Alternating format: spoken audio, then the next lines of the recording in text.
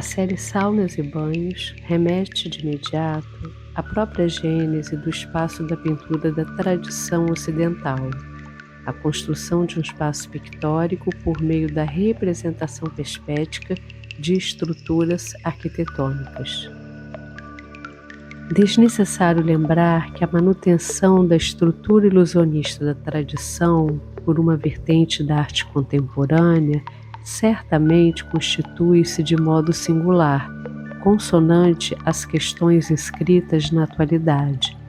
Ainda assim, a tradição está presente nesta série, de certa forma, como uma espécie de apropriação ou citação.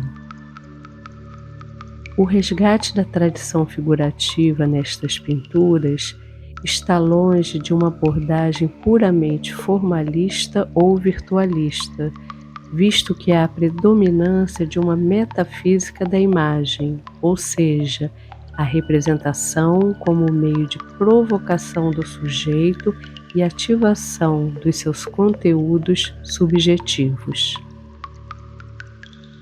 Relevante também localizar outra questão da tradição convertida em discurso atual. A dinamização da estrutura geométrica dos azulejos pela dobra relaciona-se simultaneamente às questões espaço-temporais do barroco e da arquitetura moderna. Ao romper com o caráter didático-racional do Renascimento, quando podia-se apreender o espaço pelo plano da consciência, o barroco temporalizou seus espaços tal qual o fez, séculos mais tarde, a arquitetura moderna com seu modelo quadridimensional. A ruptura com a estabilidade clássica em prol da dinamização do espaço, em ambos os casos, fez-se pelo abandono do espaço da caixa arquitetônica tradicional. No barroco, pela dinamização de sua planta arquitetônica e o seu sistema de dobras. Na arquitetura moderna, pela explosão da caixa cúbica e da criação da planta livre. A estrutura geométrico-arquitetônica de saunas e banhos está voltada para os espaços interiores, valendo-se do recurso da representação da caixa arquitetônica. Como os espaços representados pelo artista manifestam-se pelas ausências, a arquitetura per se protagoniza-se.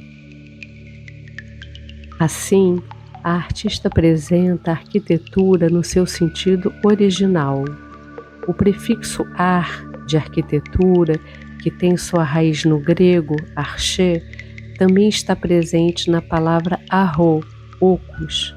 Daí o significado do termo arquitetura, construção de ocus. Por sua vez, a palavra arca, que significa grande caixa, é proveniente do latim arcere, cortar, delimitar, colaborando para a compreensão que temos do espaço arquitetônico como aquele que define os espaços interno, finito, e externo, ilimitado. A ênfase no espaço arquitetônico per se, mas sempre com sugestão ou vestígios de presenças, seja no balanço da água, na mancha de sangue ou na própria representação da arquitetura, cuja perspectiva é ativada mediante um olhar, remete ao conceito de caixa cosmológica. A arquitetura das pinturas de Adriana constitui-se como metáfora da relação homem-mundo, em que a própria tectônica é manifestação do ser no mundo, ou seja, a ação humana que transforma a natureza e que possibilita a sua existência nela. A utilização da perspectiva de ponto de fuga torna isso claro, visto que esse sistema não cria realmente um espaço infinito, senão finito, no qual não é ultrapassado. Contudo, se considerarmos o sentido original da palavra limite, que, segundo os gregos, não é o lugar onde uma coisa termina, mas onde se dá início à sua essência, concluímos a ambiguidade que esse sistema perspético pode oferecer. Essa dicotomia entre os espaços finito e infinito, pela própria estrutura tectônica das suas pinturas, revela a precariedade da relação sujeito-mundo. Ao adotar um modelo de representação tradicional, a perspectiva de ponto de fuga, que dá ênfase ao corpo humano, uma vez que se inicia com o espaço interior do homem, projetando-se em seguida no espaço-lugar, Adriana não necessita da representação da figura humana para abordar o tema. A experiência do sujeito no espaço perspético, ou de outro modo, no interior da caixa cubo-arquitetônica, foi pensada nas suas infinitas possibilidades por Albert, que a concluiu numa síntese de 7 itinerários. De modo análogo, as axialidades do corpo humano definem uma orientação septenária no espaço tridimensional. O corpo em pé refere-se ao eixo vertical da gravidade, subdividindo-se nas partes superior e inferior. O rosto representa a frontalidade, que, com sua bilateralidade simétrica, define a direita e a esquerda. A posteridade como região topológica do atrás, e por último, o espaço interior do homem, em que pela rotação e circularidade dos seus membros determina a esfera da ação. Tal concepção espacial, orientada para o homem, reflete o espírito humanista renascentista na valorização da sua consciência e individualidade. Nas obras O Místico, O Virtuoso e O Voyeur, podemos perceber os 7 itinerários propostos por Albert que definem as referências espaciais do modelo cubo-perspético.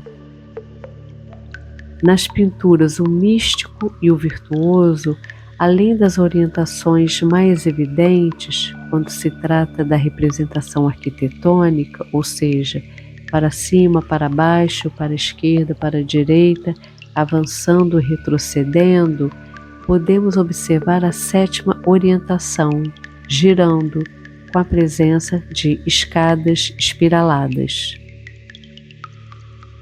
Na pintura O Voyeur, o girar faz-se manifesto no movimento da água.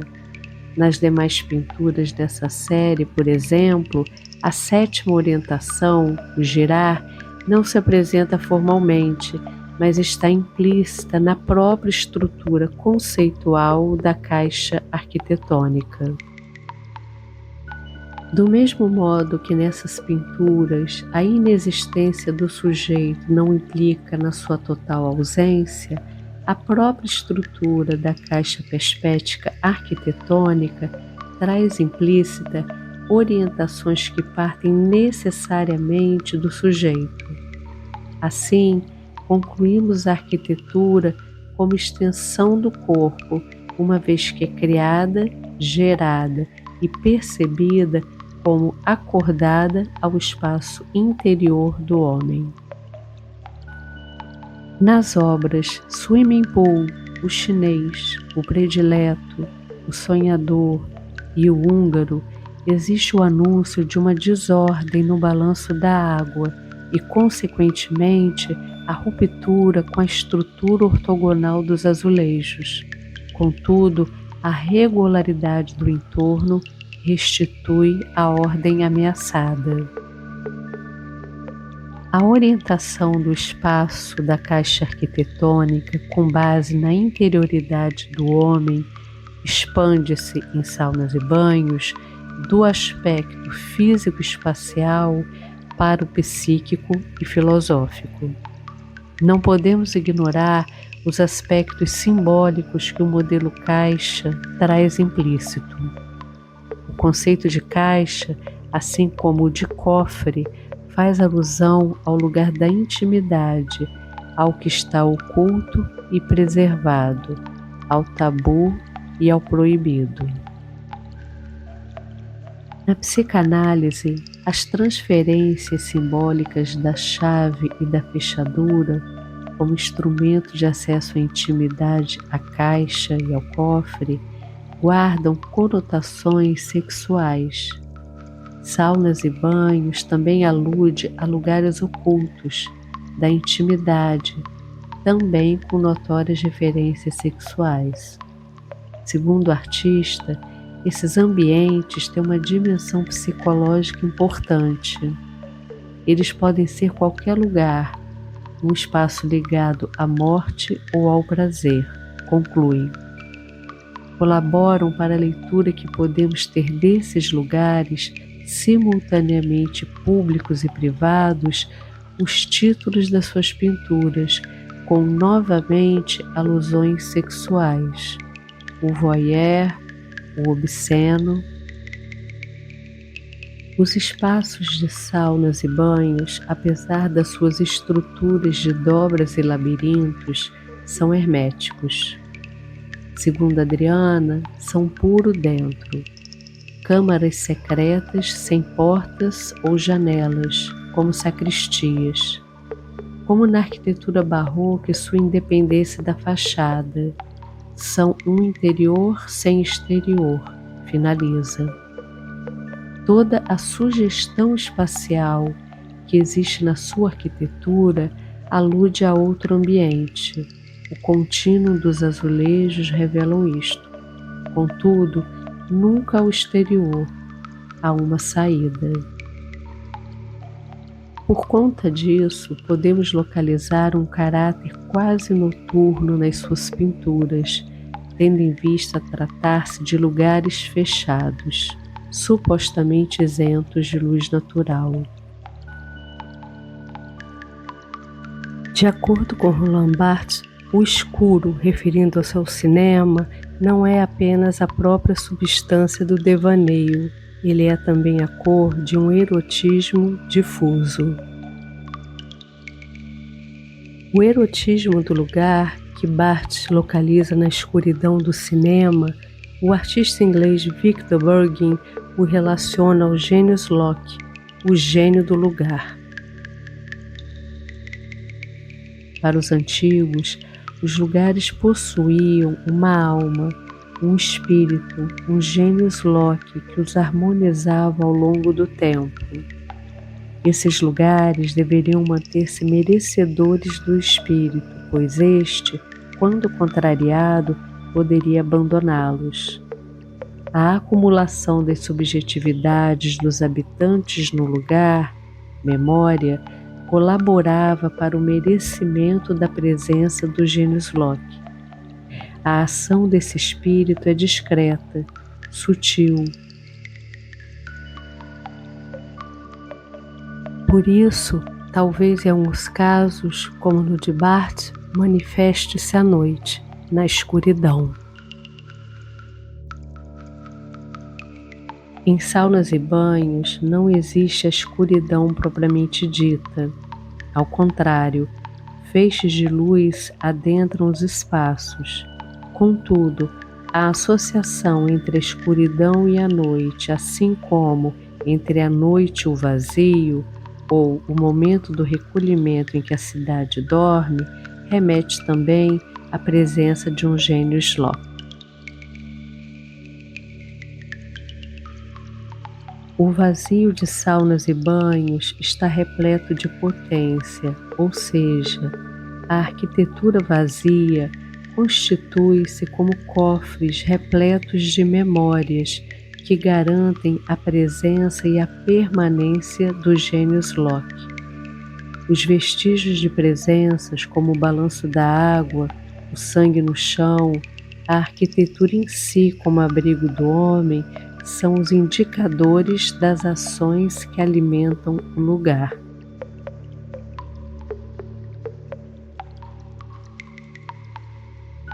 O lugar, impregnado de memória, a que associamos a presença do gênios Loki e que paradoxalmente nos parece familiar, aproxima-se da questão do estranho, o Heimlich, tratada por Freud. O estranho é aquela categoria de assustador que remete ao que é conhecido, de velho e a muito familiar. Reconhecemos aquilo que nunca vimos, seu substantivo, como um corredor ou uma escada, sendo levados a outro lugar, oculto e repleto de incertezas.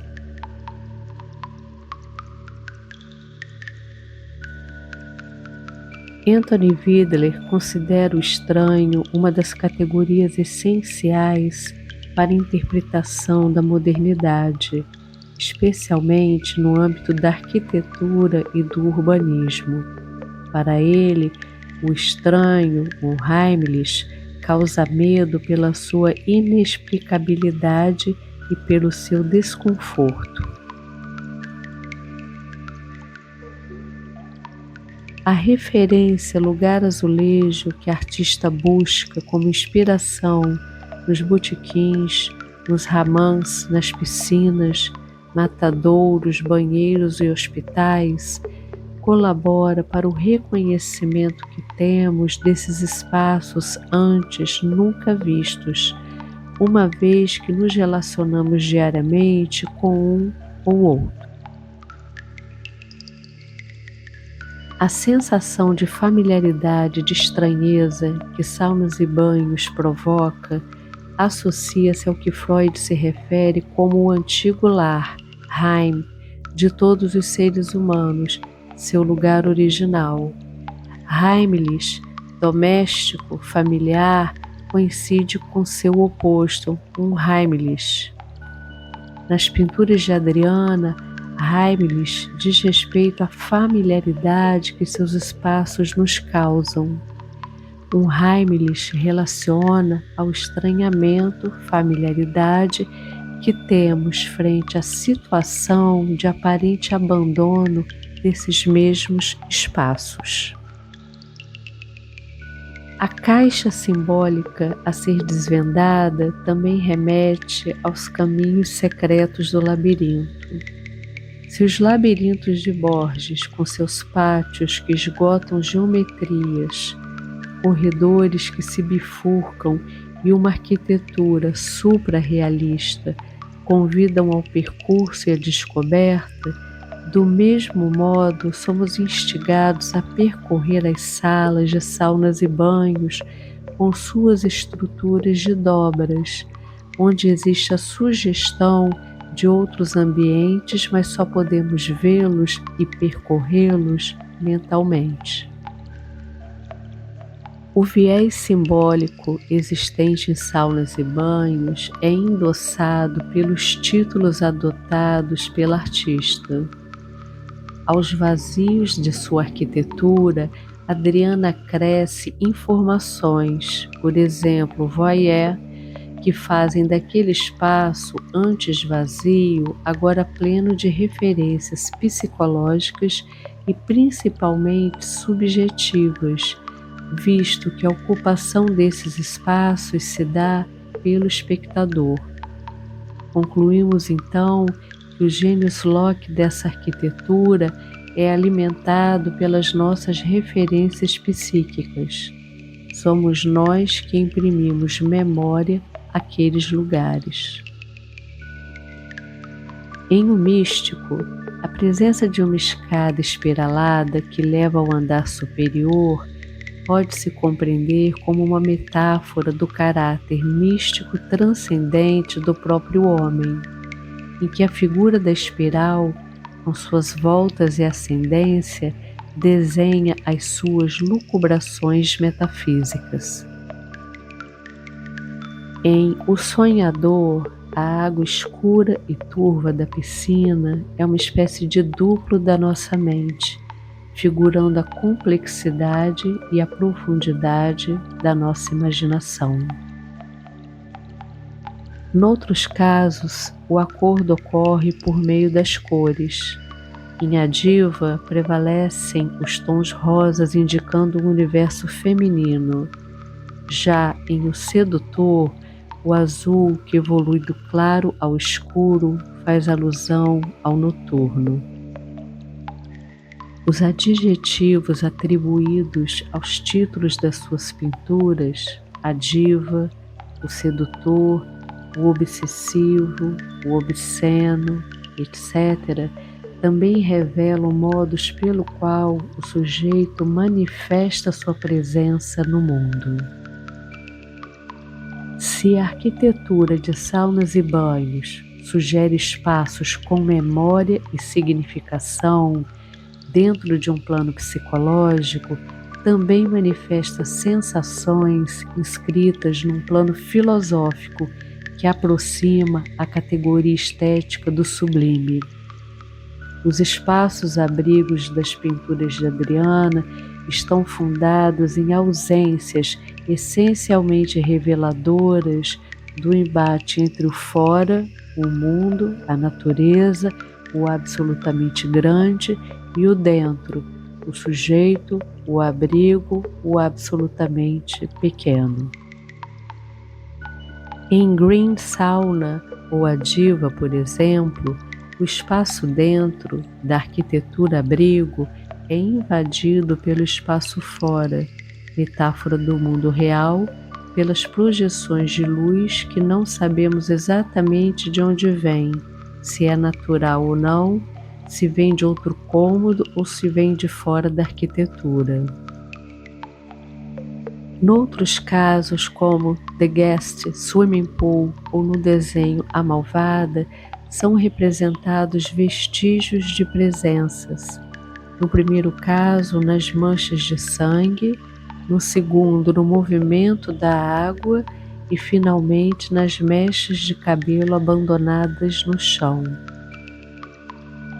Esses vestígios sinalizam uma vontade de ausência reveladora da situação precária do sujeito no mundo.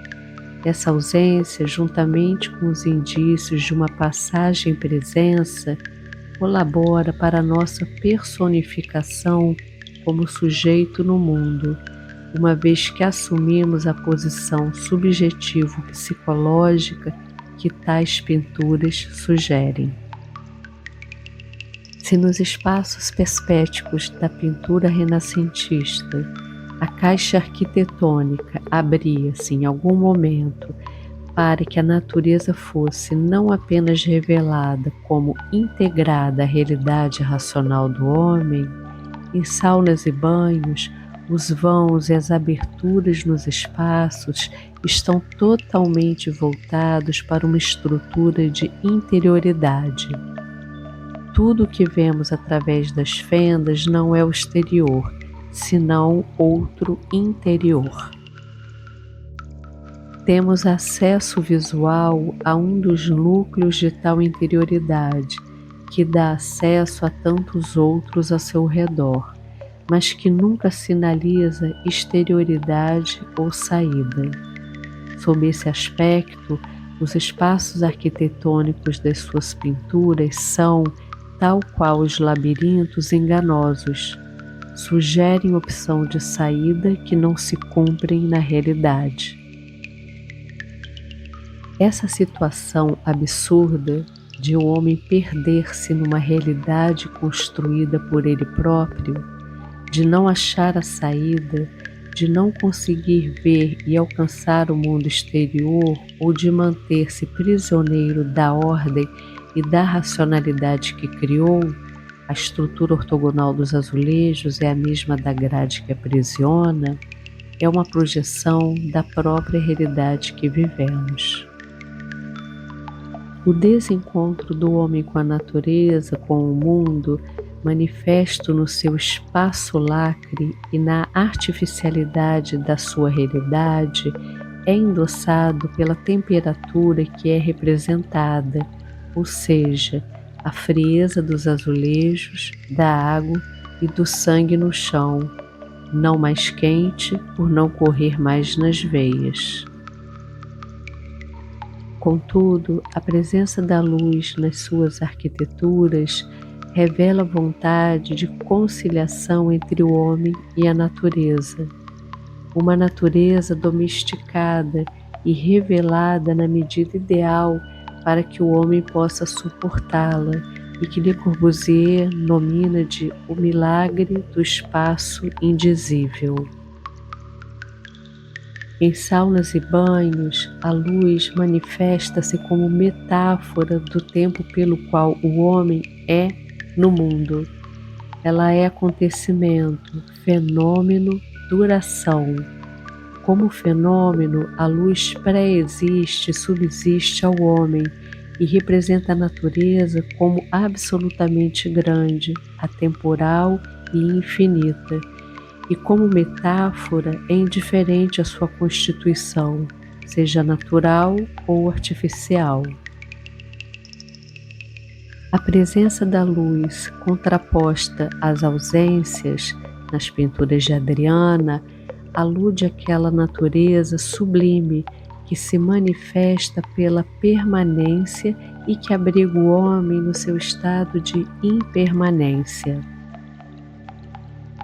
Se a pintura, desde o Renascimento até dado momento na história da arte, adotou a forma janela do suporte como meio de legitimação de uma imagem que, na realidade, era ilusória, saunas e banhos, ao valer-se da forma ecrã que moldura os monitores de TV e computador, aponta afirmativamente seu caráter irreal. O processo de criação destas pinturas distingue-se pela utilização de um programa de computador. São espaços possíveis, contudo, não existem realmente. Ao manter a forma em torno dentro do qual essas imagens surgiram, a tela do computador, Adriana revela o encontro entre a pintura e a tecnologia.